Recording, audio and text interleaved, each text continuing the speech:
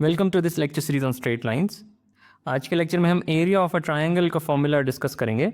और अभी तक हमने सेक्शन फार्मूला और डिस्टेंस फार्मूला सीखा है और यहाँ लिखे हुए हैं, मैं दोहरा नहीं रहा हूँ। Alright, some problems for practice and now let us get started. तो सबसे पहले हम एरिया ऑफ अ ट्रेपीजियम का फॉर्मूला रिकॉल करेंगे। तो ट्रेपीजियम क्या होता है? ट्रेपीजियम एक क्वाड्रिलैटरल है जिसका कि कम से कम एक pair of opposite side should be parallel. तो एक पैरेललोग्राम भी ट्रेपीजियम है जिसमें कि दोनों ही pair of opposite sides are parallel to each other. Trapezium में केवल एक पेयर ऑफ पैरेलल साइड्स जब पैरेलल हो जाते हैं, मतलब किसी भी क्वाड्रिलैटरल में अगर कोई एक जोड़ी ऑपोजिट साइड्स के पैरेलल हो जाते हैं तो उसे ट्रेपीजियम बोलते हैं। तो अगर हमारे पास एक ट्रेपीजियम है जिसमें कि ये दोनों साइड्स पैरेलल हैं, इसकी लेंथ x है, दूसरे की लेंथ y है, और जो हाइट है, इसकी हाइट से मतलब कि इन दोनों पैरेलल लाइंस के बीच की दूरी वो अगर h है, तो इन तीनों संख्याओं की मदद से हम इसका एरिया लिख सकते हैं। बड़ा सरल है। ट्रेपीजियम को दो भागों में हम तोड़ देंगे, दो ट्रायंगल्स में, जैसा कि यहाँ पे है, एक नीले रंग का और एक लाल रंग का। नीले रंग का ट्रायंगल है उसका एरिया लिख लेंगे, लाल रंग वाले का लिख लेंगे और जोड़ देंगे क्योंकि ये दोनों ट्रायंगल्स डिसजॉइंट हैं, राइट। तो the area of the trapezium is area of the blue triangle plus area of the red triangle.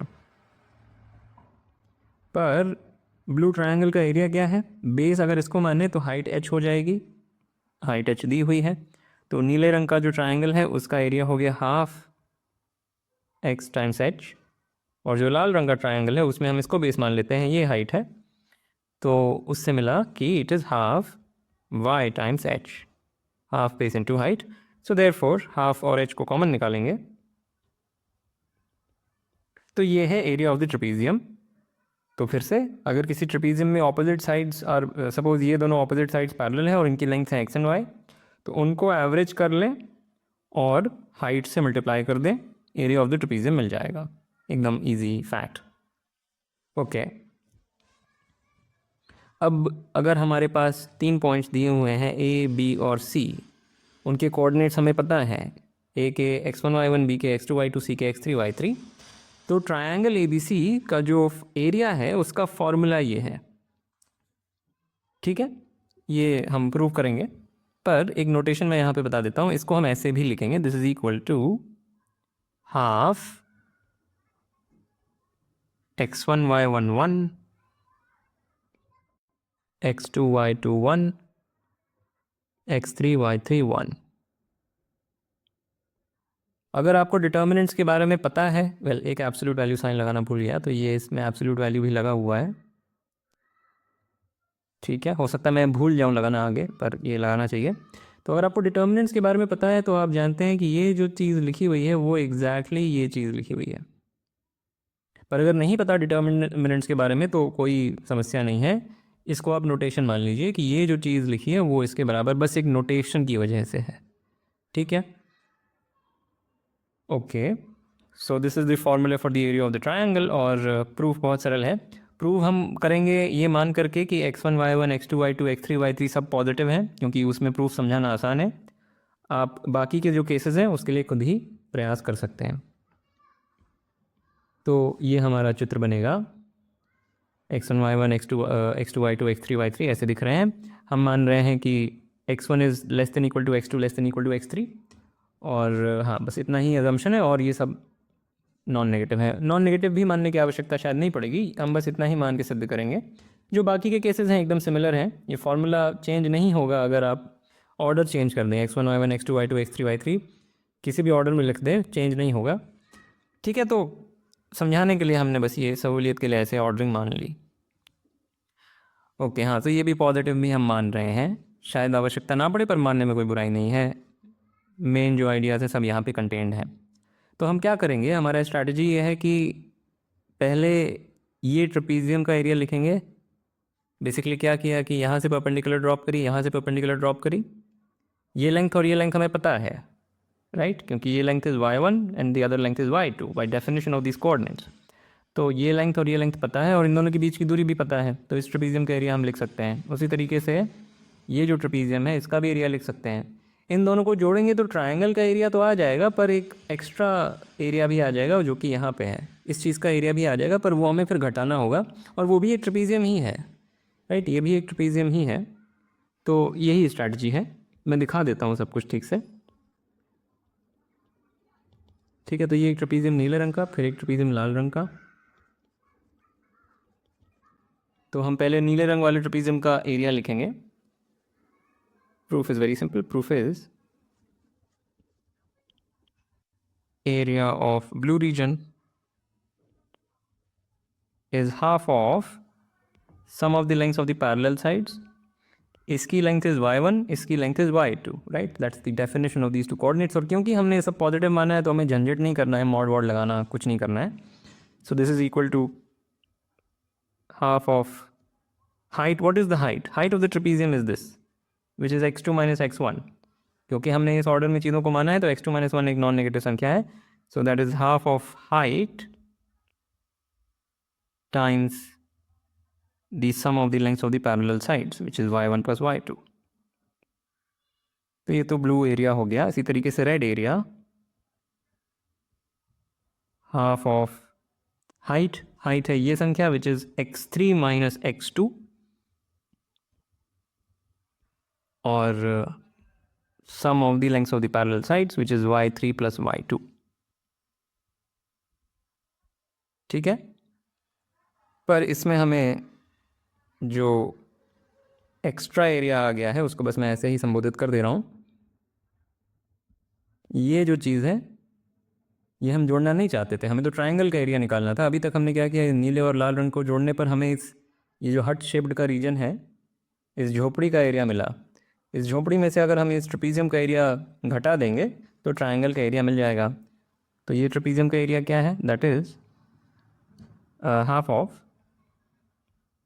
height is x3 minus x1, sum of lengths of parallel sides y1 plus y3, and finally the desired area is, a desired sum लिख देता हूँ या सीधा लिखता हूँ, area of triangle, that is area blue plus area red minus area extra, ये आएगा which will match with this expression. यहाँ पे बस एक चीज़ आपको देखनी है कि ये एब्सोल्यूट वैल्यू साइन इस प्रूफ में दिखाई नहीं पड़ेगा, क्योंकि हमने ये सब अजम्पशंस ले लिए तो ये एब्सोल्यूट वैल्यू साइन दिखाई नहीं पड़ेगा। जब आप और केसेस बना लेंगे जहाँ जनरल होगा सब कुछ, तो आपको एब्सोल्यूट वैल्यू के साथ खेल करना पड़ेगा, क्योंकि एरिया एक नेगेटिव संख्या नहीं होती। तो कहीं कहीं पे आपको एब्सोल्यूट वैल्यू के साथ खेल करना पड़ेगा, और इसलिए ये अंततः इस फॉर्म में आएगा। तो वो मैं सारी डेरिवेशंस नहीं लिख रहा हूँ क्योंकि उसका कोई महत्व भी नहीं है मेरी दृष्टि में। ठीक है, हम समझ गए कि ये एरिया है। This is the formula for the area of the triangle whose coordinates are known.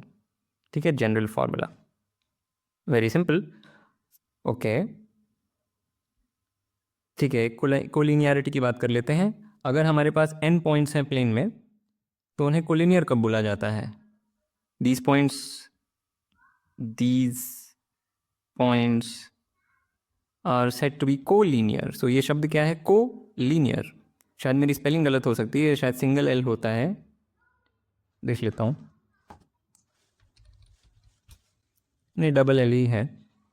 तो these points are called collinear, यानी कि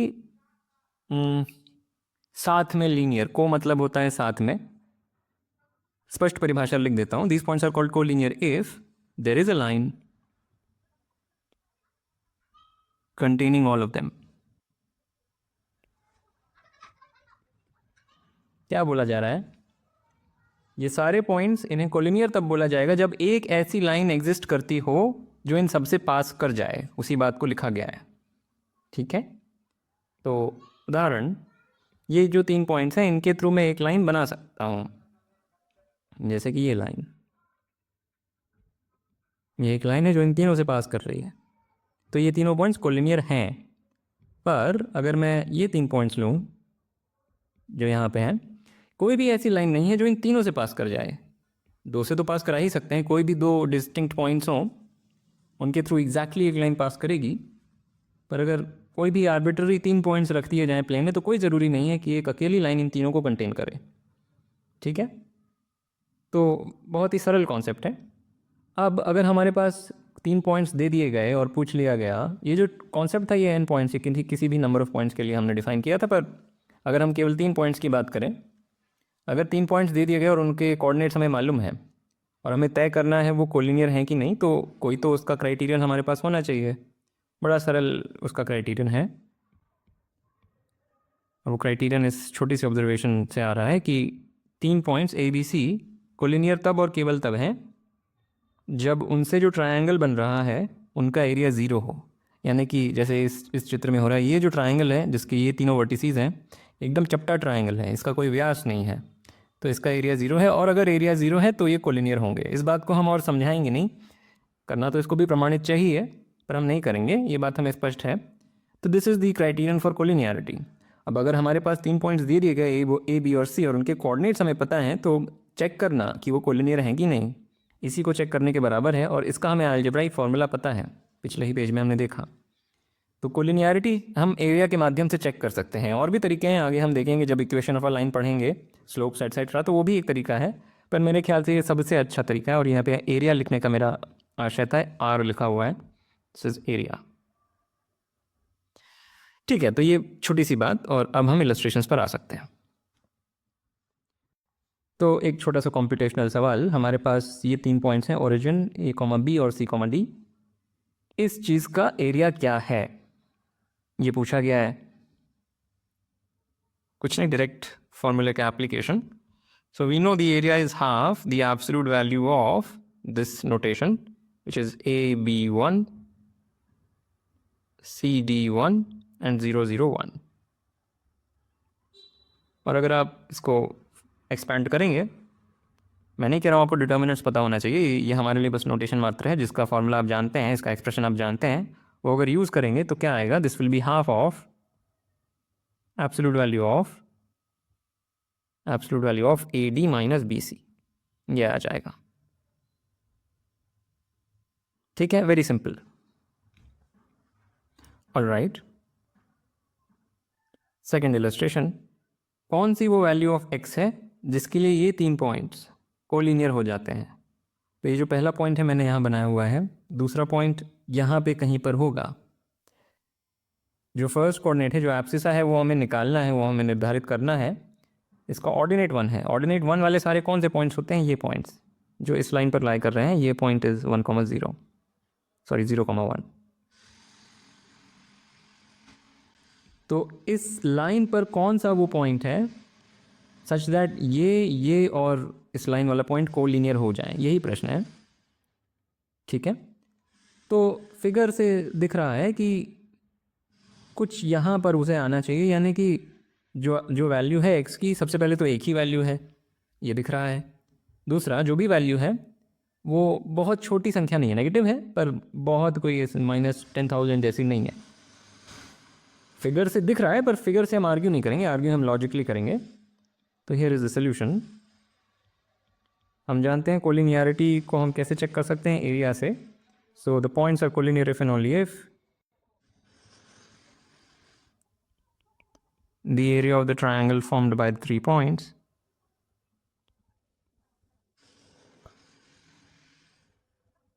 is 0. So हमें क्या करना है, ये जो संख्या है, half the absolute value of 151 x11 and 411, ये 0 किस x या किन x के लिए है वो देखना है। So this is same as asking the absolute value of, ये जो अंदर गंदी सी चीज़ लिखी हुई है,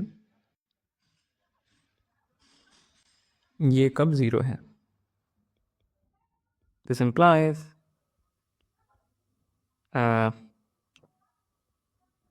11x minus 4 minus absolute value 11x minus 4 minus something,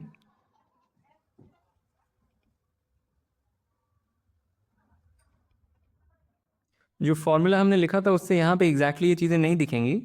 मैंने इसे डिटर्मिनेंट्स को ध्यान में रख के एक्सपैंड किया है, पर आप वो फार्मूला यूज़ करें। अगर आपको डिटर्मिनेंट्स नहीं पता तो जो फार्मूला हमने लिखा था वो अजीब सा x1 y1 whatever x1 times y2 minus y3 etcetera, वैसे कर लें, सेम चीज़ आएगी, ये चीज़ आएगी वही, पर एग्जैक्टली इस तरीके से नहीं आएंगी। एनीवे, सो इसको हमें देखना है ज़ीरो कब है। So this is same as asking, this is same as asking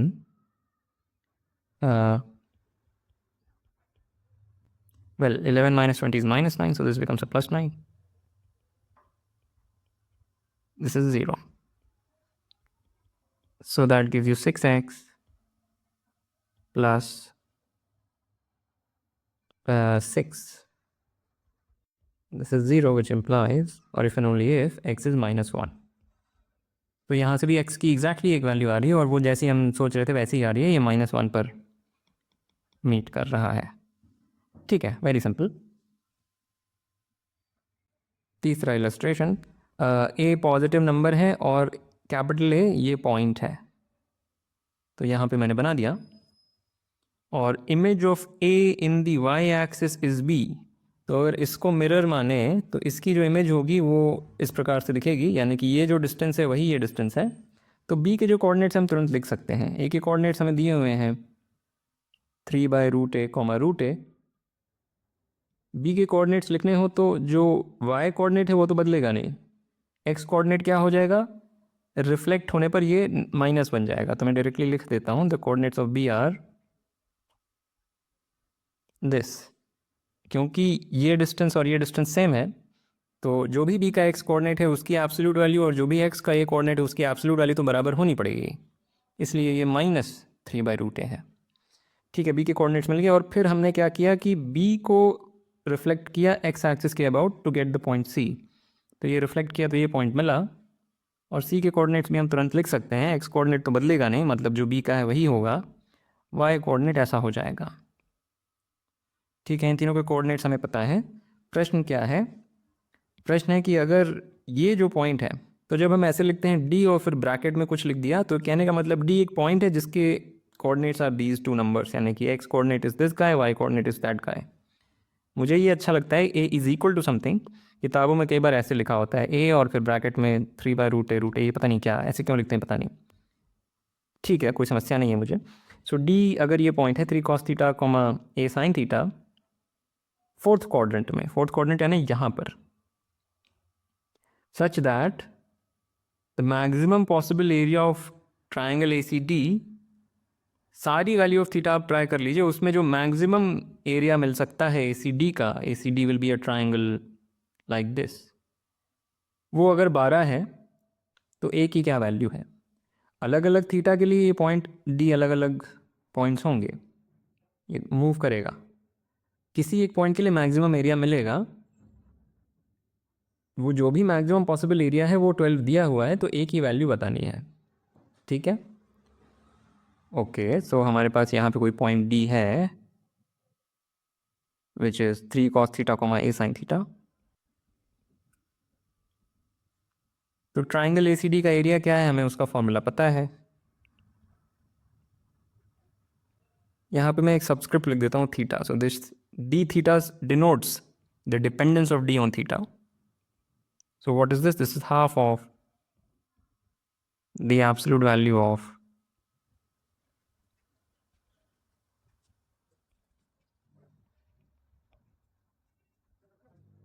so this is equal to half of the absolute value of some very bad number,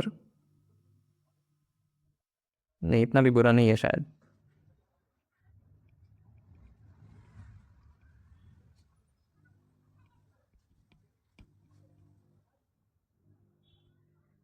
ये आ जाएगा। जो भी फॉर्मूला हमने लिखा था उससे आएगी यही चीज़, बस शायद इस तरीके से ना दिखे वो, क्योंकि मैंने डिटर्मिनेंट्स यूज़ करके इसे एक्सपैंड किया है। आप वो डायरेक्ट फॉर्मूला यूज़ करें जो हमने लिखा हुआ है, अगर आपको डिटर्मिनेंट्स नहीं पता। इसके बराबर है। So this in this expression this goes away, that goes away, so this is equal to half of absolute value of 3√a cos theta minus 3√a sin theta, which is equal to 3√a by 2 absolute value of cos theta minus sin theta. तो किस theta के लिए maximum हो जाएगा? सबसे पहले theta हमें ऐसा चुनना है कि ये जो पॉइंट डी ये फोर्थ क्वाड्रेंट में लाए, क्योंकि प्रश्न में दिया हुआ है कि ये फोर्थ क्वाड्रेंट में है। तो फोर्थ क्वाड्रेंट में लाने के लिए कॉस को पॉजिटिव होना है और साइन को नेगेटिव होना है। तो उसलिए वेयर शुड थीटा बी, यहाँ मुझे भी बहुत कन्फ्यूजन होता है। तो कॉस को पॉजिटिव होना है तो थीटा शुड बी बिटवीन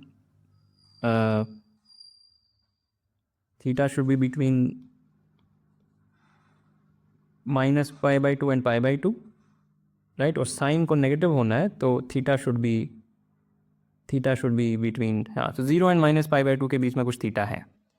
उसमें ये मैक्सिमम कब हो सकता है?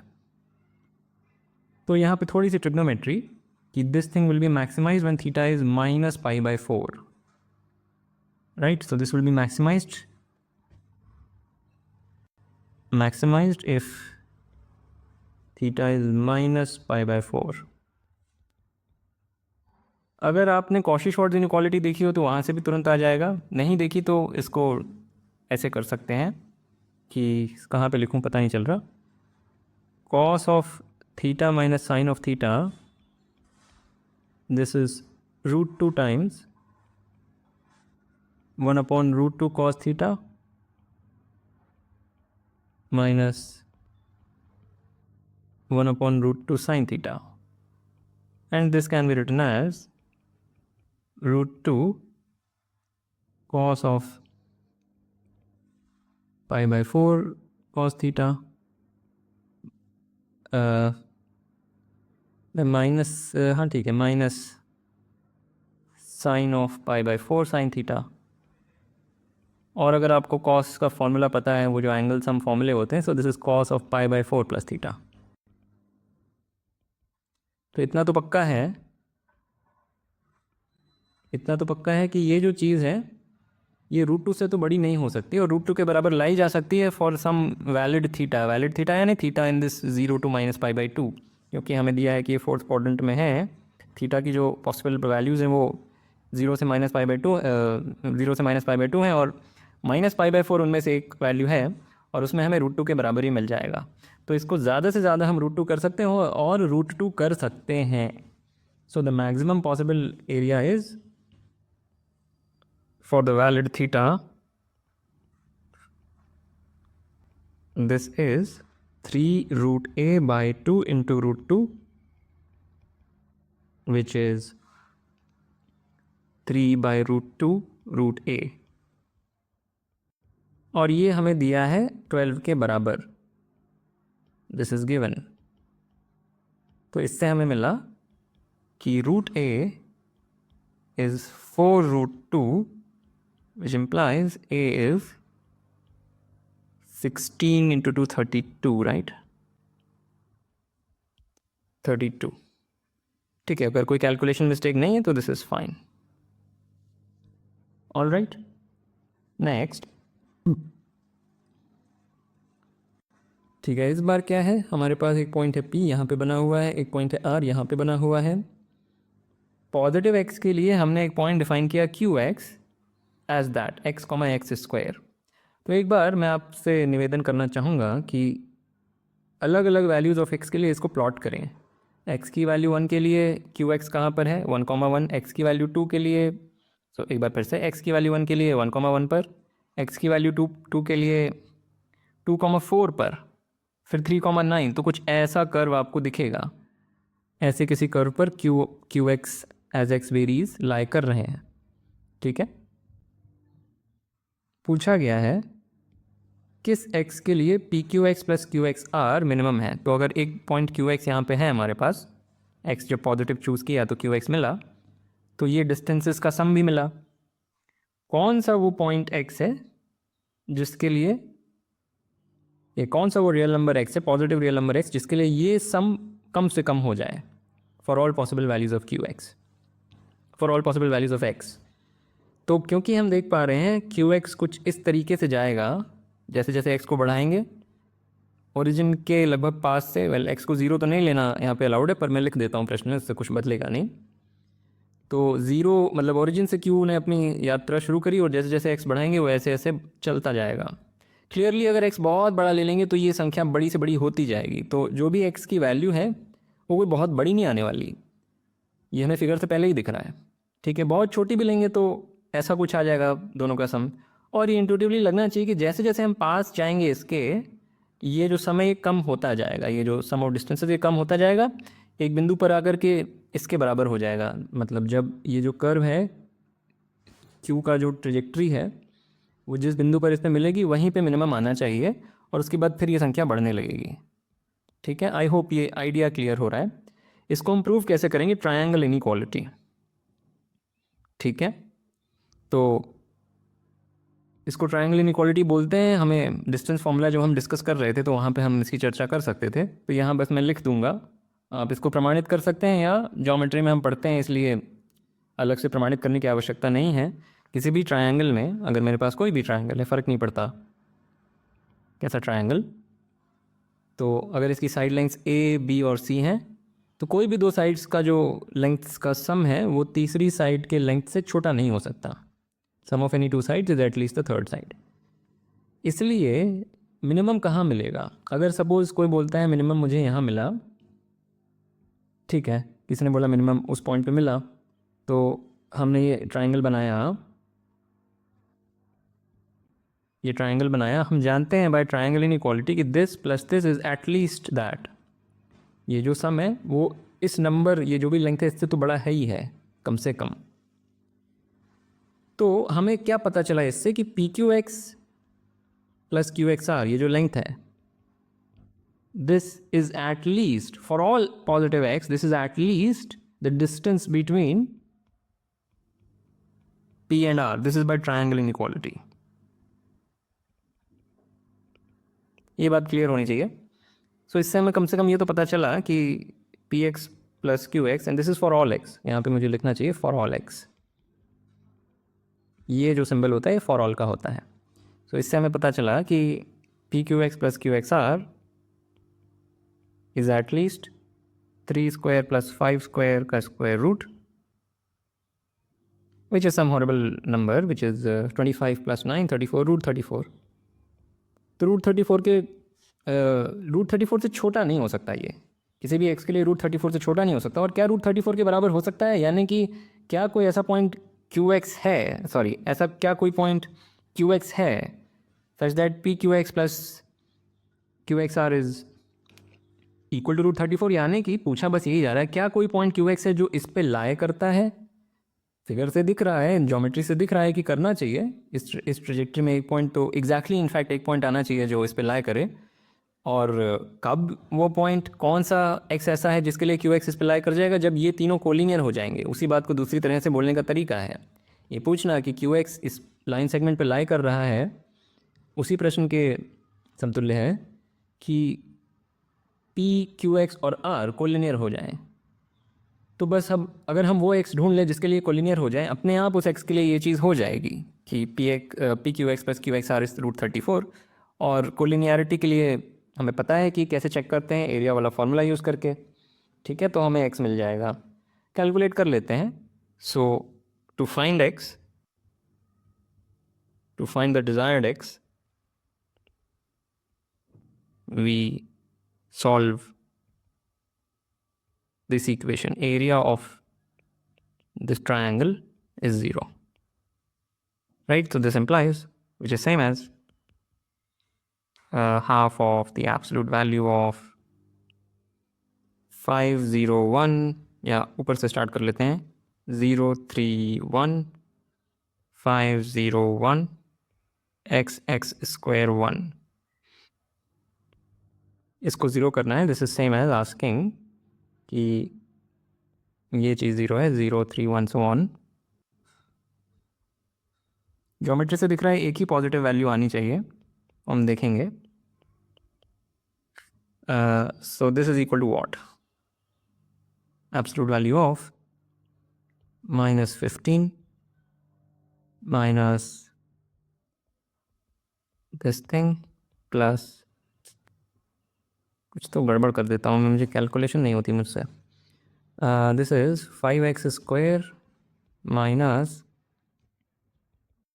-3x plus -15. This is 0. So this gives us 5x square minus rather plus 3x minus 15 is 0. इसकी एब्सोल्यूट वैल्यू 0 होनी चाहिए, पर that is same as asking कि यही 0 हो जाए। और ये किस x के लिए होगा वो हम सॉल्व कर सकते हैं। दो वैल्यूज़ आएंगी x की। सो इससे हमें मिलेगा कि x इज़,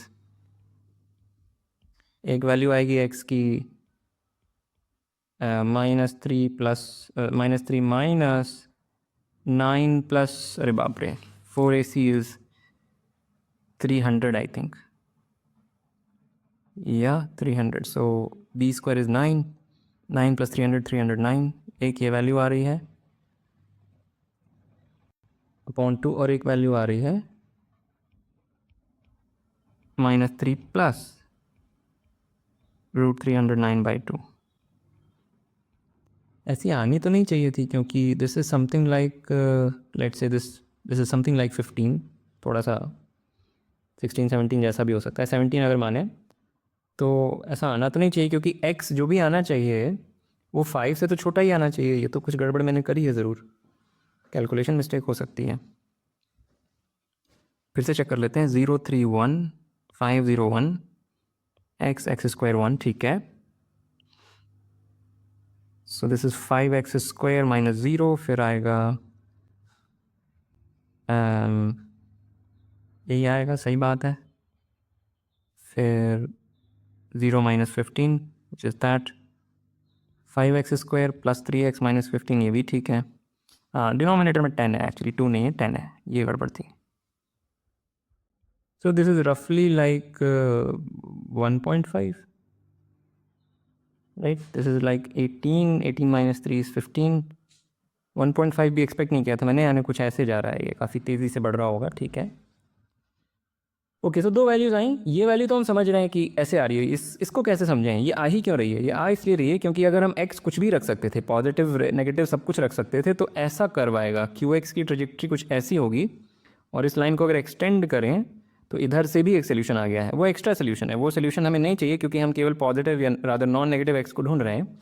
तो केवल इस सोल्यूशन में हम इंटरेस्टेड है, और वो यहाँ से आ रहा है। So this is the value of x for which the length, sum of length is minimum. ठीक है, I hope this was clear. Okay, ठीक है। इस बार दिया है कि एक ट्राइंगल है जिसके कोऑर्डिनेट्स मतलब जिसके vertices are ABC।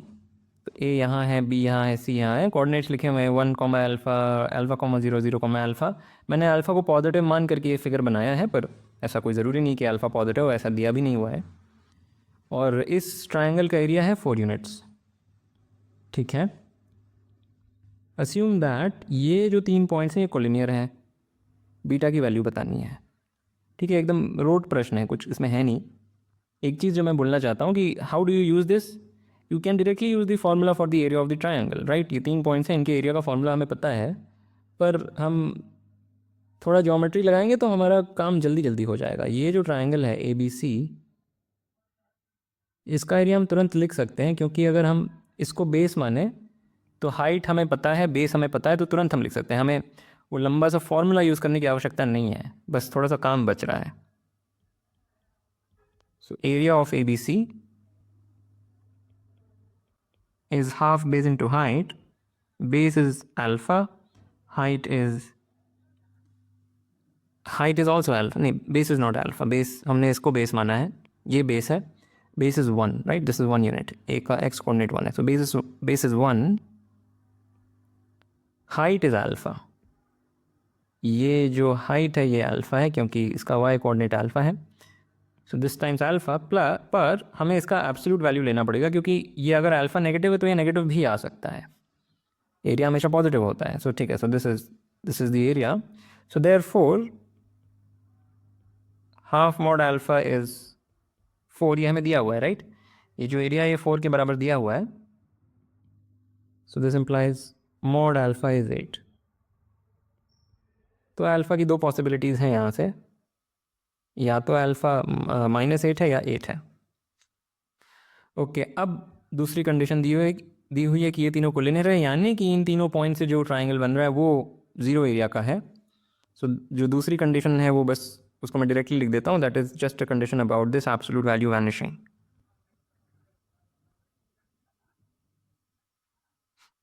Now what is this, इसको ज़ीरो करना है, so that is equivalent to saying कि ये हाफ मैं हटा ही देता हूँ, इक्विवेलेंट टू सेइंग, फिर कैलकुलेशन में फंसूंगा।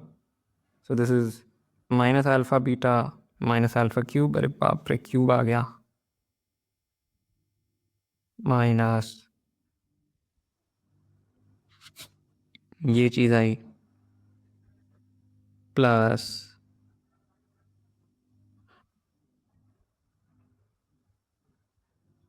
ठीक है, मुझे एक बार चेक करना पड़ेगा ये सही लिख रहा हूँ क्या।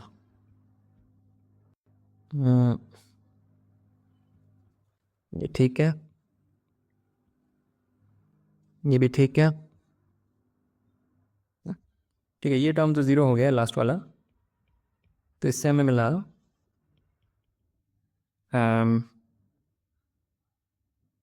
Minus alpha beta minus two alpha cube. तो minus two alpha beta minus two alpha cube, इसकी absolute value is zero, therefore two को काट ही देता हूँ, alpha beta plus alpha cube, this is zero and this gives us कि beta plus alpha square is zero, right, क्योंकि alpha non zero है, alpha का मैग्नीट्यूड इज़ 8, तो अल्फ़ा नॉन ज़ीरो है, उसको कैंसिल कर सकते हैं, तो ये मिला। तो beta is minus alpha square, which implies beta is what, beta is minus 8 square, minus 64, which is thankfully there in the options. ठीक है, बहुत मुश्किल कुछ भी नहीं है। ऑल राइट, आखिरी में ये अच्छा प्रश्न है और ये जेई के लिए ज़रूरी नहीं है, ऑप्शनल है। प्रश्न है कि हमें शो करना है अगर कोई भी इक्विलैटरल ट्रायंगल बनाया जाए कोऑर्डिनेट प्लेन में, तो ऐसा नहीं हो सकता कि ए के दोनों कोऑर्डिनेट्स रैशनल हों, बी के भी दोनों कोऑर्डिनेट्स रैशनल हों और सी के भी दोनों कोऑर्डिनेट्स रैशनल हों। ये किसी भी ट्रायंगल, किसी भी इक्विलैटरल ट्रायंगल के लिए ये बात बोली गई है, ठीक है। कभी भी कोई भी इक्विलैटरल ट्रायंगल ऐसा नहीं बनाया जा सकता कोऑर्डिनेट प्लेन में सच दैट ये दोनों कोऑर्डिनेट्स रैशनल्स, ये दोनों कोऑर्डिनेट्स भी रैशनल्स और ये दोनों कोऑर्डिनेट्स भी रैशनल्स, ठीक है। क्लियर नहीं है, यहाँ पे इम्पॉसिबिलिटी शो करनी है। अगर बनाया जा सकता होता तो कोई एक ट्रायंगल बना करके सिद्ध हो जाता कि बनाया जा सकता है, पर यहाँ हम कह रहे हैं कुछ भी कर लिया जाए बनाया ही नहीं जा सकता, इम्पॉसिबिलिटी प्रूव करनी है, तो ये कैसे करें, स्पष्ट नहीं है, ठीक है। तो इसको हम कॉन्ट्रडिक्शन से करेंगे, अच्छा प्रूफ है। So suppose not, suppose there is an equilateral triangle, so suppose x1 y1 x2 y2 x3 y3 are rational numbers such that the points x1 y1 x2 y2 x3 y3 form an equilateral triangle.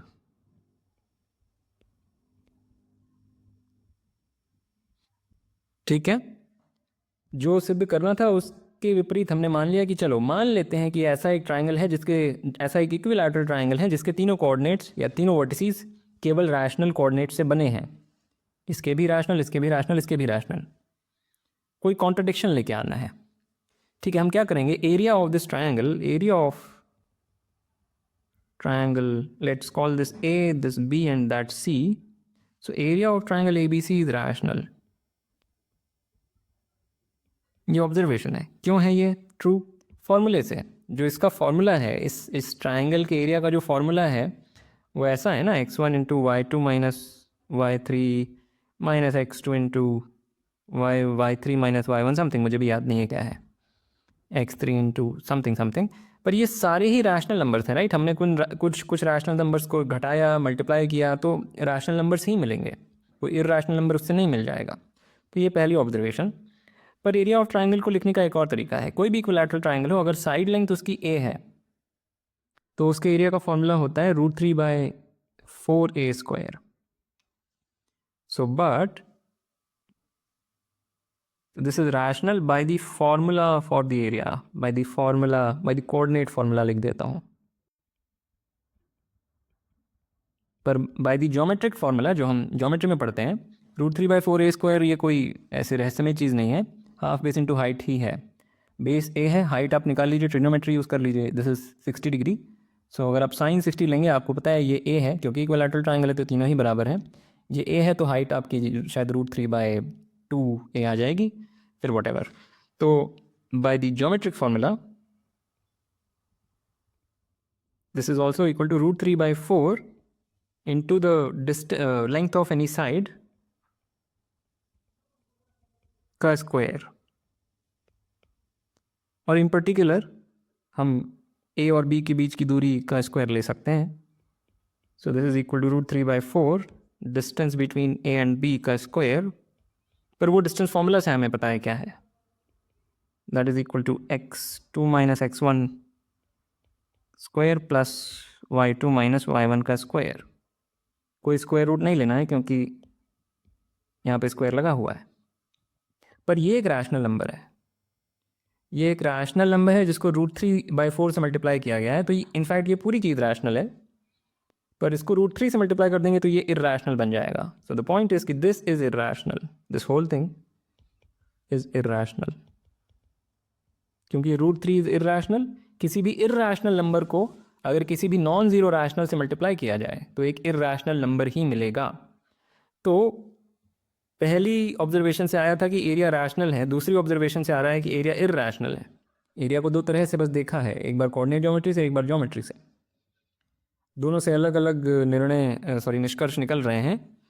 तो that's it, that's a contradiction, and that proves कि ऐसा कोई भी equilateral triangle संभव नहीं है। ठीक है, very nice proof. All right, so with that, I want to end this lecture. As usual, like, comment, share, subscribe, and I will see you next time.